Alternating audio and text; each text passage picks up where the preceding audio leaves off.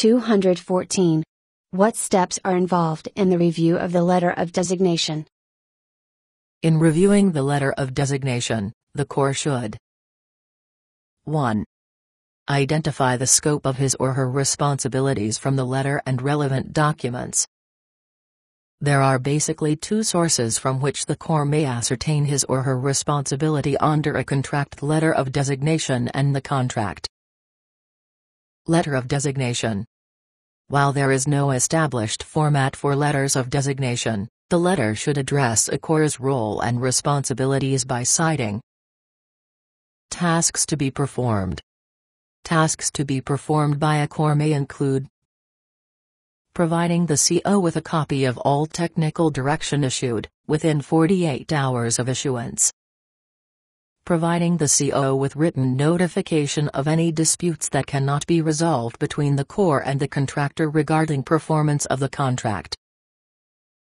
Keeping a daily log of all contract-related activities while the Corps is on site at the contractor's plant.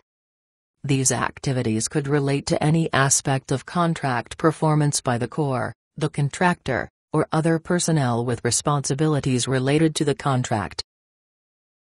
Turning over all records pertaining to this contract to the successor Corps if the Corps designation is terminated for any reason before completion of the contract, notifying the CO that such action has been taken.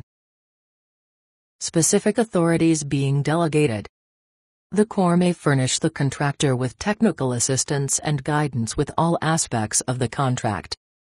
This assistance to the contractor may be formalized by written technical direction, provided the direction does not affect the price or duration of the contract. Written technical direction must contain both a signed acknowledgement of the technical direction from the contractor and the following statement: in accepting this technical direction, the contractor agrees that the price and all other terms and conditions of the contract remain unchanged. Limitations on any delegations. A Corps may not make changes that would affect the cost or duration of the contract.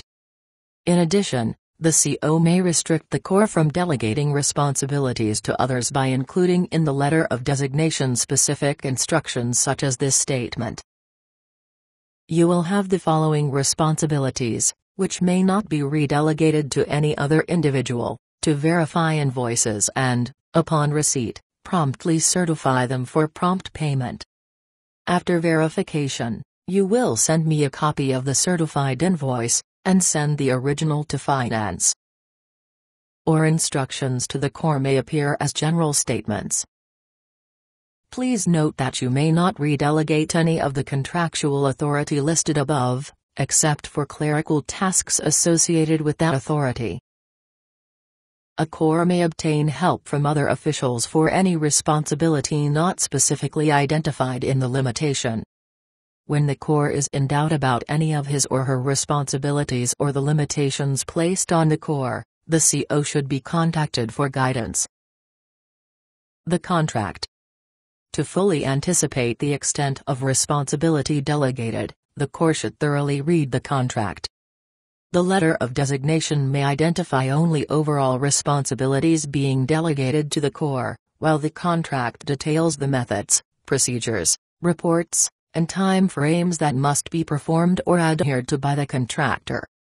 Information detailing the government's responsibilities may also be found in the contract itself. Both the letter and the contract aid the Corps in determining the level of commitment required from both parties to ensure successful contract performance. 2. Identify items that may have been omitted from the letter. Letters of designation should address the individual by name and position title. Specify the contract number that applies to the delegation. Specify the authorities, responsibilities, and tasks being delegated.